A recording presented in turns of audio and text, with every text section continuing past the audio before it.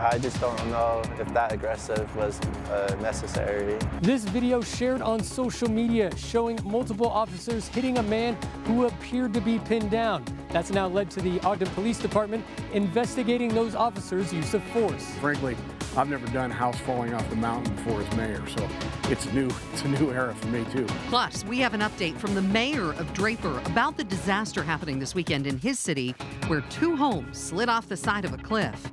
What's happening now to neighboring homes in the area?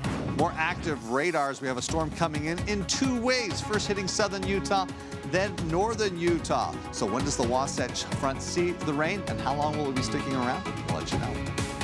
Live from Utah's news leader, Fox 13 News at 9 starts right now. And thanks so much for joining us tonight. I'm Amy Nay. Our top story at 9, an incident caught on camera. You see it right here. Multiple Ogden police officers striking a man while he appeared to be pinned on the ground. It has prompted the Ogden Police Department to investigate their officers' use of force. Fox 13 News reporter Chris Arnold spoke with a bystander who captured most of that incident on video. My jaw was dropped. Emotions expressed by Keaton Fuller. Thing that I've only seen on TV, and then happening it right in front of me, I'm like, whoa. As he was leaving the Mr. Car Wash off 17th Street in Ogden around 6 o'clock Saturday night.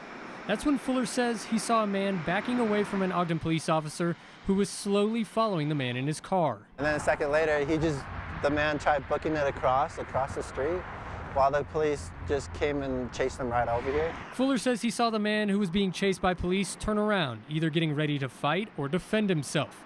It was at that moment, Fuller says, he grabbed his phone and started recording. When I looked back up, next thing I know, seemed like 4 cops already on top of him, pinned down. And I have no idea what he did or like if he had any like lethal stuff, but the cops were definitely throwing some blows at him. Well, Fox 13 News did reach out to the Ogden Police Department earlier today. Shortly afterwards, the department posted a statement on Facebook saying they were aware of an incident involving use of force by their officers. They went on to say that before the video was even shared with the media, they had launched an after-action use of force investigation. I've always said this, is that any use of force by the police is not going to look good. It doesn't mean it's not justified. Chris Bertram is a retired deputy chief with the Unified Police Department. I think through my career in 25 years, we were taught to do distraction strikes.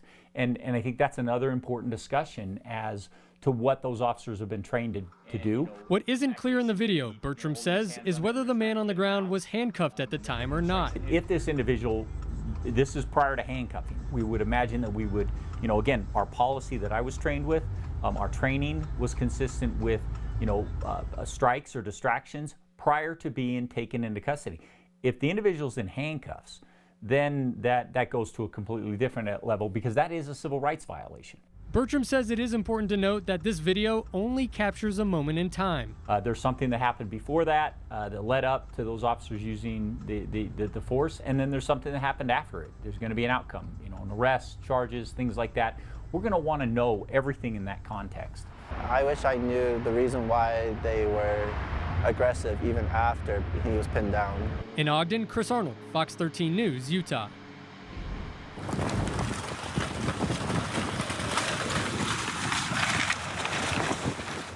Well, there you see it. And tonight, we have an update on that neighborhood in Draper where these 2 homes dramatically slid off a cliff this weekend.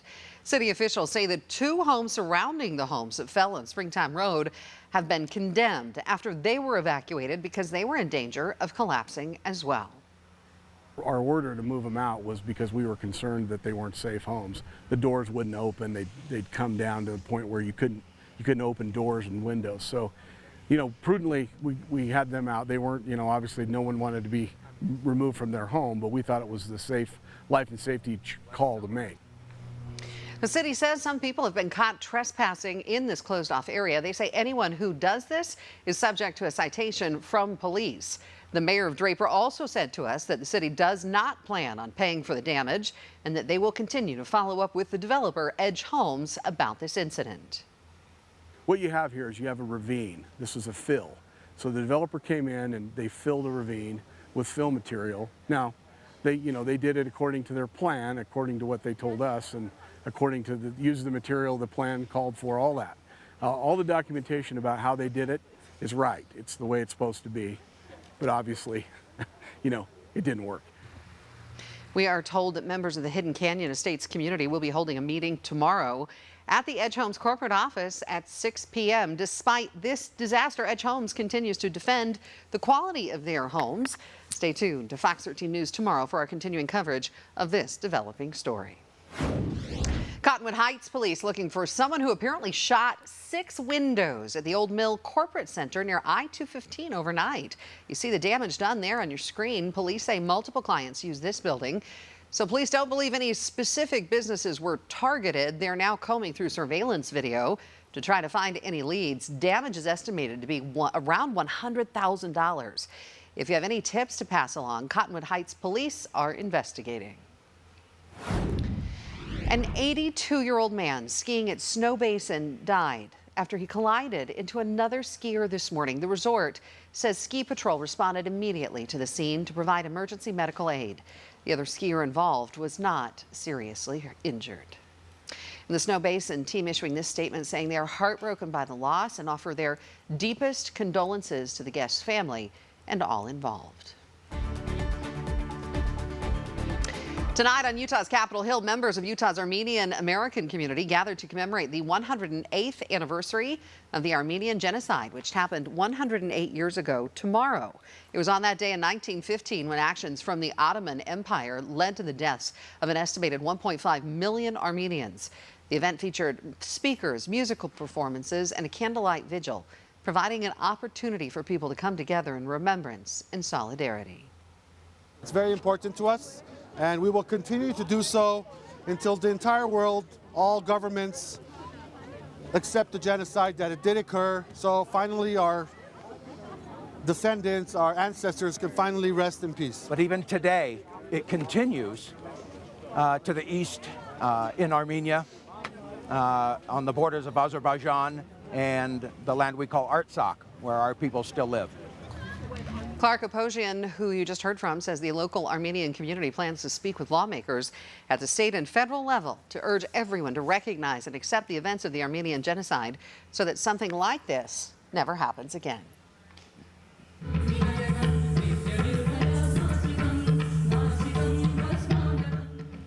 Lovely dancing there tonight at the Mid-Valley Performing Arts Center in Taylorsville. People could check out a presentation of classical, Indian dance and live music. The performers at the Kaladara Dance School put this on as part of their annual showcase of one of the 8 classical Indian dance forms. I think these kind of presentations increase the awareness of cultural groups and cultural communities that are existing in Utah. That's so beautiful. The Kaladara Dance School plans to have their next event in November. If you'd like to check it out, if you want to learn more, you can get connected with them online on Facebook.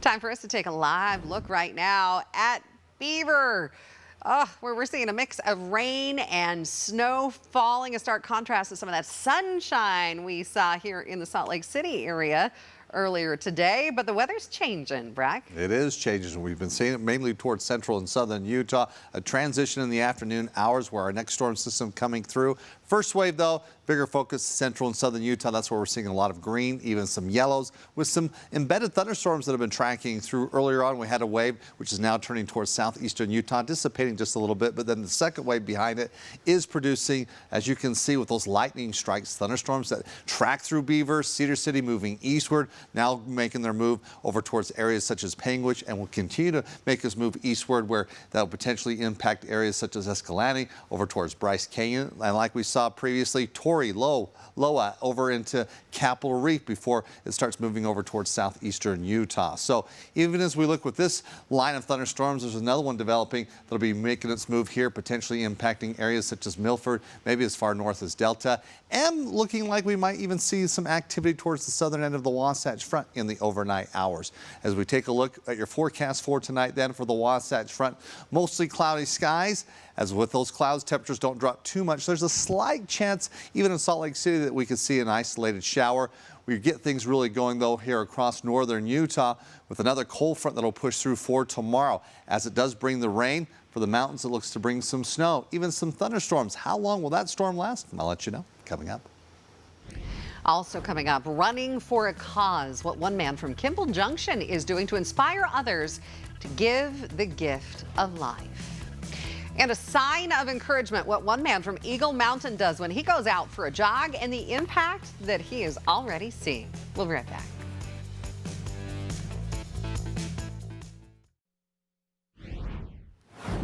Thanks so much for joining us tonight. I'm Amy Nay. We turn to a Fox 13 News exclusive right now. And for one Utah marathon runner, the journey of running became about helping others, whether it was from those suffering from mental illness, just having a bad day, or in need of a smile. He made it his mission to try to help them. Fox 13 News reporter Spencer Joseph shares his story. When you're not in running shape, it's hard. I'm not athletic by nature. Any athleticism or skill I have has all been earned. On the streets of Eagle Mountain, you might find Benjamin Line out for a run. You just have to do it and then do it consistently for a bit, and then you get into some sort of shape, and then you can enjoy it. While he's a pro at it now, running didn't always come easy. It started with running with a neighborhood friend. I thought, he's crazy. Why would anybody do that, right? And then it was like a competition, and so I got better at it after a while. Marathons and training followed. But when he was out for his runs, he started to notice something. As people drove past me and I'd look at them, you could see on their face, probably don't want to be doing it, right? Like, what can I do to motivate? Thinking more and more, while out on a run last February, it hit him. It was like, I say it's like a hammer over the head. It wasn't, knocking me out or anything like that, but it was like, I really need to do this. Taking inspiration from his kids. I ran a marathon years ago in Salt Lake, and my kids were little. My oldest two made a sign for me, and it says, "Go Daddy Go," right? And they drew a picture on it. And I know my wife has a poster board up there in her craft room, and went up there and asked for some, and she gave it to me, went downstairs and decided, I believe in you was something that resonates with me. I didn't tape all of it the first time. And then I realized, crap, I better cover this thing. So I kept putting tape on it. Like, nobody's done, I tried to look and see, has anybody done this? No one's really done this. Every time since he's carried that sign. Kids walking to school liked it, and people honking, waving, yelling, some people hanging out the windows, right? All of these things. All right! We all need it and we appreciate it. No matter how our life is going. If our life sucks, we really need it. If it's not, we still need it. What started in Eagle Mountain spread to social media, inspiring him to take his message all over the world. I've been to Paris, so I ran with it in Paris, made a new sign. Back in February, went to Spain and did that there as well. Actually went on a running tour. And every new country or new place he runs, he gets messages about how his simple message helps. With all those stories that come in, people posting, and then I've got some other people to do it as well, and people post about them, and they think I'm each other, and it's great. Even if a few people might make a face now and again. I only get a couple of, I don't know what they're thinking when they do it, so I don't want to judge them, but they're probably thinking, weirdo. So now that his running has taken off, there's a bigger goal to reach for. My goal is to have at least somebody like me in every city. But for a non-athlete turned runner turned motivator, it's now a drive he doesn't think he will soon stop. Until my arms and legs fall off and my heart stops. So, Spencer Joseph. If I can't run, I guess I could get in a wheelchair. Fox 13 News. I'm going to do it as long as I possibly can. Utah. I love that message. If you would like to follow Benjamin in his running journey, you can do so on social media. Just do it under the username RunnerGuy with a sign. We also have a link up on our website to all of his channels. Tomorrow at 3 p.m., workers at the Salt Lake City Public Library will be announcing their intent to unionize. It would be the first library union in Utah. The group would cover about 345 employees. The union's organizers say workers want to address a lack of transparency and the staff having no voice in decision-making. They're also concerned about safety, wages, and health care issues. A man has filed a proposed class action lawsuit against Cottonwood Heights and Holiday for using private contract attorneys. The suit says Utahns have the right to be prosecuted by public attorneys since private law firms have no accountability to the public. It seeks to return money to those who have been convicted to pay a fee. It would also clear their records of anything tied to these prosecutions. So far, either city has responded to the suit. Salt Lake County flood control crews are working on clearing debris and delivering sand. They are focusing on immigration and Mill Creek areas. The county also asking people to move yard furniture or other items that could be washed into the stream. They also ask people to clear storm drain grates near their houses. Some 7,000 runners made their way through the streets of Salt Lake City this weekend for the 20th annual marathon. But for one group, this took on special meaning. Matt Kavanaugh from Kimball Junction ran with his organization 1K12 as a way to advocate for kidney donation. He is a living donor and says it did not slow him down one bit. Now running 12 marathons this year all across the country. He said there is one thing that unifies all living donors.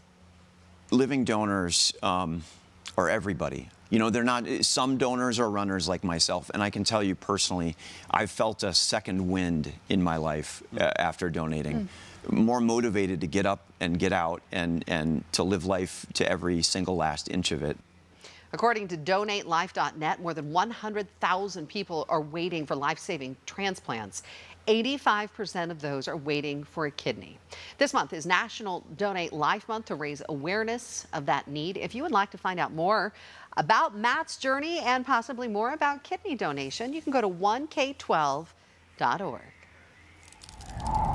Today was the final day of Snow Basin ski season, and the resort said goodbye to this unforgettable year with an epic party. Guests were welcome to come out for their closing day Basin Bash, an 80s themed extravaganza on the mountain. Also some live music from an 80s tribute band, the Breakfast Club, costume contests, food and drinks on the patio as well. Our original record was 475 inches of snow. We are over 600 inches for the season. We've also had the longest season we've ever had, 157 days total. And we get to share what we love, the mountain that we love, the terrain we love, with more guests in Utah. We even had visitors from every 50 states. The ski resort even extended their season by a week due to the amount of snow. Looks like everybody was having a good time out there.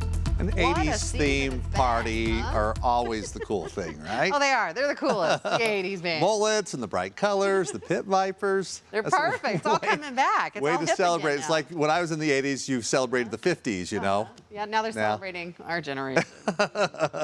Something to celebrate, that's for sure. Hey, we'll be celebrating, I think, by the middle of the weekend that we'll see some warmer weather, some sunshine. We got a little taste of that today here across northern Utah as temperatures were warmer, close to average. We brought in some clouds here across northern Utah throughout the afternoon, and we brought the rain and thunderstorms through central and southern Utah. I want to share a video coming up on our Facebook page. A cool capture there. Look at that lightning strike there. Actually, 3 of them in Cedar City. Having that porch camera just be able to capture that, wow, got the timing just right. So that was neat. As we continue to see this type of activity towards central and southern Utah, and we might get a little snap, crackle, and pop overnight that might keep you awake there across portions of central and southern Utah as well. Now, as I look today, Salt Lake City high 62. On average, we should be in the mid 60s.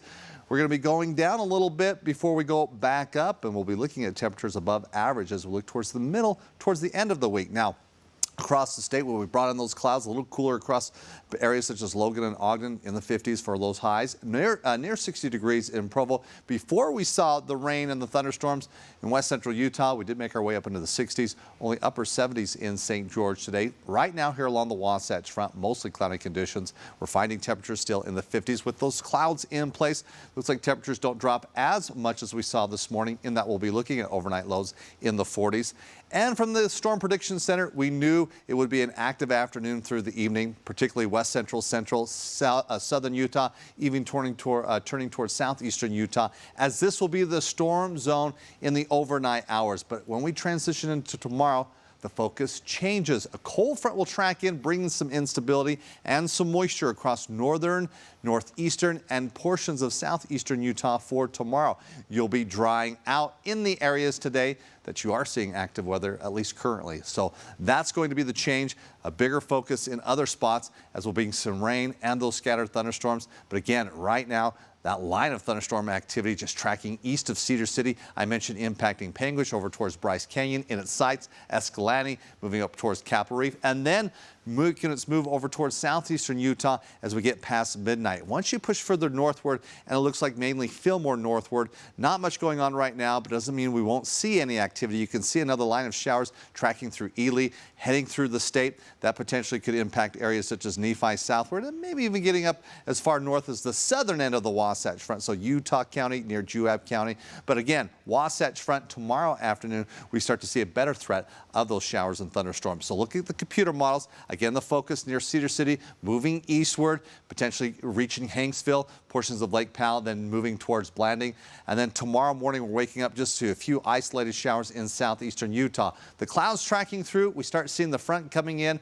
There, as you see that green, even a little bit of yellow throughout the Wasatch Front, just in time for the afternoon commute. We could see some wet roads. Then we get a little bit of wraparound flow there, cold northerly flow, as that will bring snow to the mountains and even drop snow levels close to the benches. I think we'll keep the valleys where we'll see mainly rain, but it's going to be kind of a cooler start heading into Tuesday, and maybe even seeing some scattered showers as we head into Tuesday afternoon before this storm pushes away. High pressure builds in, and we see a nice warm up as we go Wednesday into Thursday. So as we take a look forward to tomorrow, highs in the 60s once again, even mid 60s through central Utah. You're seeing the sunshine through southwestern, south central Utah. St. George, you're in the 80s before you start seeing the 70s. You're keeping it dry and warming up near 90 degrees heading into the weekend. Northern Utah, rain mainly in the afternoon, lingering on into Tuesday morning, slight chance Tuesday afternoon. Then it's clear, sunny. We'll be looking at temperatures reaching the 70s. That's nice spring weather we want to see, but we get a few spring showers for the next couple of days. We'll be back right at the break.